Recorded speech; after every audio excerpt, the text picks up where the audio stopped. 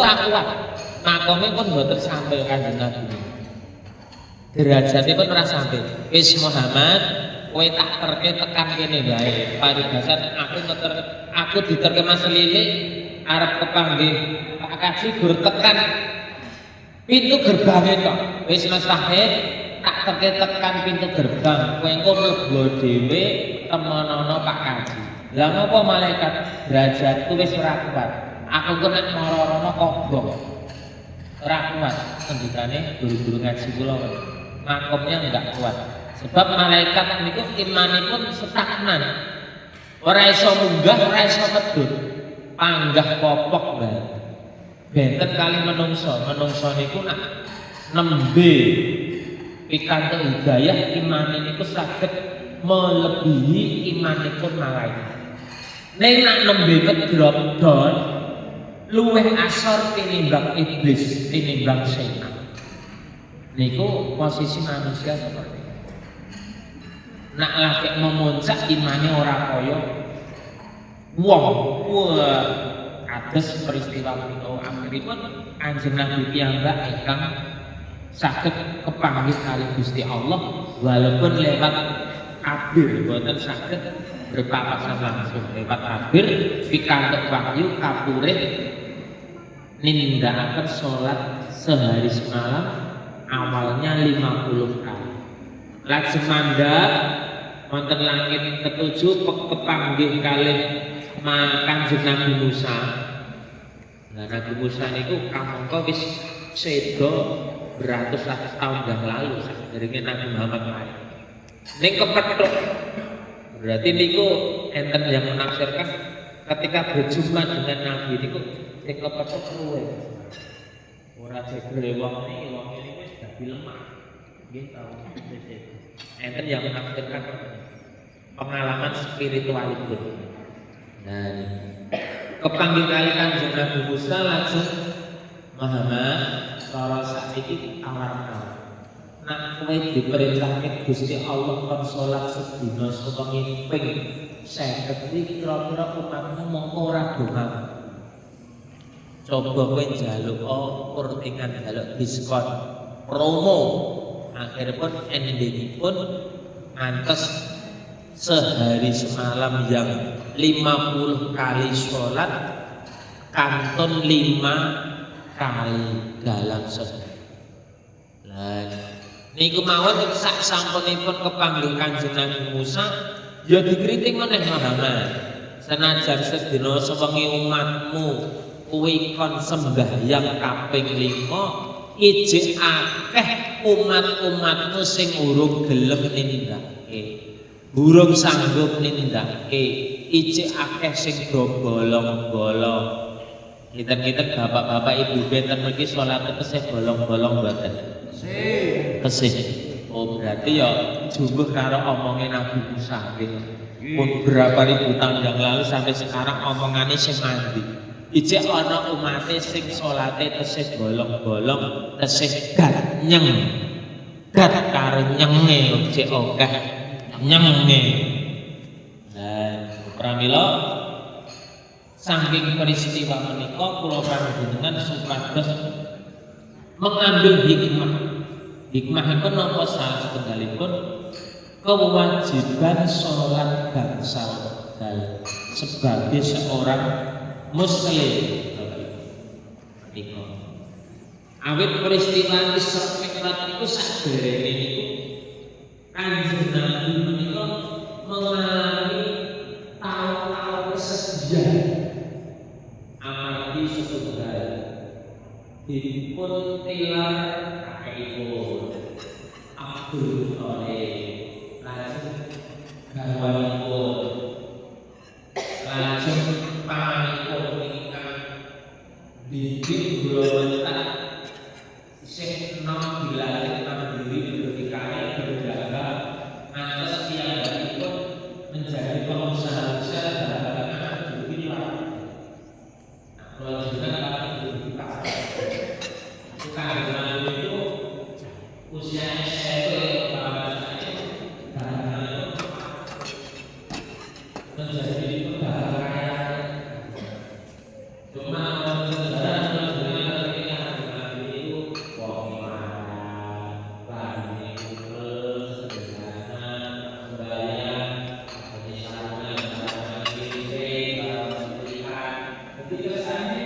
Kanjeng Nabi itu kusuk, ya terima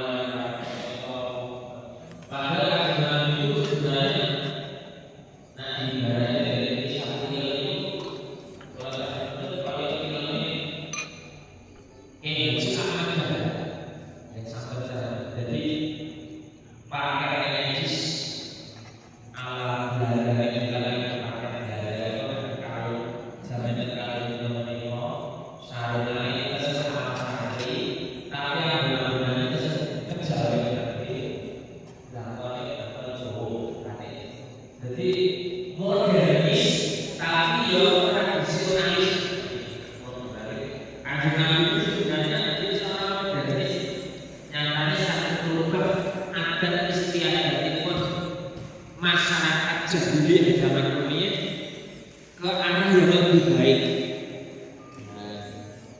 Enten peristiwa Isra Mi'raj niku. Bapak Ibu jamaah rahimakumullah, dari peristiwa menika monggo kula panjenengan kita ambil hikmahipun.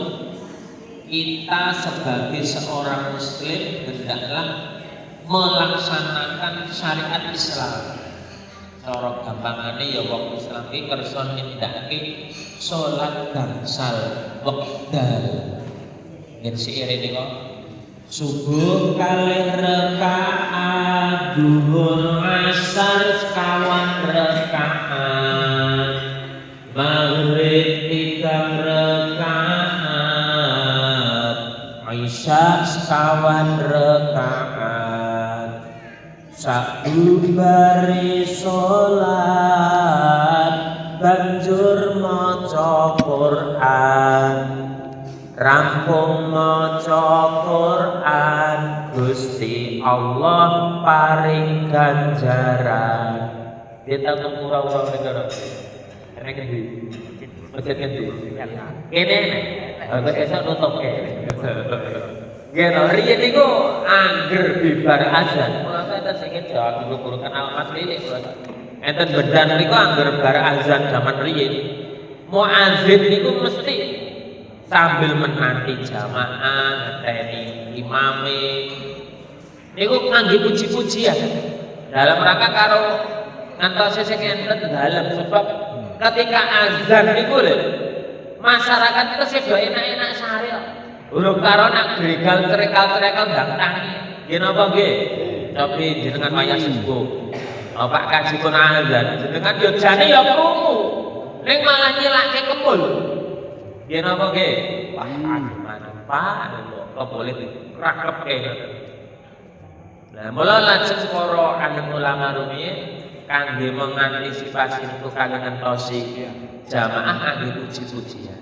Terkadang kula enten legawa solitan niku ya ngoten niku. Umpamine ora ya. Oh niku.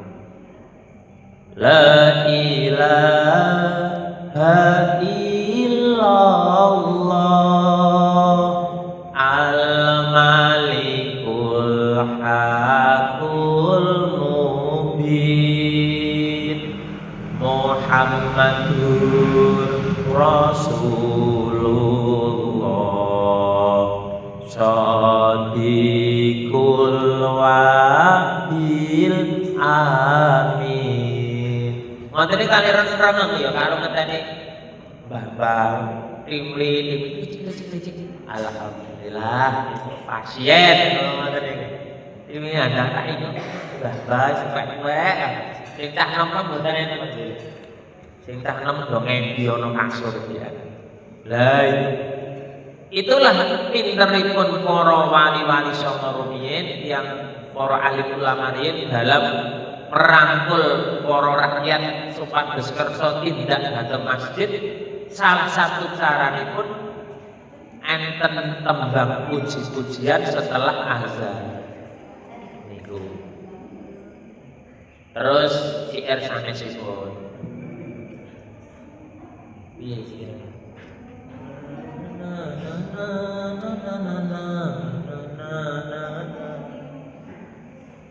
Ana dunya aja padha enak-enak. Oh bakal dipikul pundak mlebu kubur banjur ulese dibuka ditinggal mungkur terus diida-ida. Niku nggih gambaraken Bapak Ibu, gambaraken saking syair menika sombet gelem ora gelem kula panjenengan ya bakale sedo. Nggih napa nggih? Napa urip sak lawase ra nggih mboten? Pasti pada akhirnya manusia itu pasti akan mengalami kematian. Lah salat gangsal wekdal menika dalam rangka kangge memperkuat agami kula panjenengan. Mula ngendikanipun Kanjeng Nabi as-sholatu imaduddin. Salat dadi cagaking agama. Tegesipun tiyang ingkang kersa kukuh bakoh nindakaken salat gangsal wekdal kersa berjamaah niku boleh dikatakan piyambakipun imannya kuat, imannya teguh, ora rubuh. Ning nek jenengan salat ijik bolang-bolong dan yang sak gelem sak ora ijik kathah orane tinimbang geleme. Lah niku pertandakake iman kula panjenengan boten iya tesih egelan Premno saking peristiwa Isra Mi'raj menika harapan kita monggo kembali kepada keluarga kita masing-masing. Bojone, putrane, putune, buyute dieling-eling nger ayo salat. Masjid Amanah Krian wis adzan, ayo HP diselehke, dolanan dilereni, ayo nang masjid salat. Ngoten niku nggih Pak Bu nggih. Pripun? Nak wayah azan jenengan mireng ndang gage-gage tindak masjid apa malah nuntuke tandang gawe? Nuntuke tandang gawe. Oh, nuntuke tandang gawe. Ya, salate salate menyusul. Awet saking menika minimal kula panjenengan saged kersa nindakaken salat. Menawi saged nak derekipun derek Kanjeng Nabi niku salat di awal waktu. Dados wonten fikih niku salat niku dibagi tiga Bapak Ibu. Salat awal waktu, tengah waktu, akhir waktu.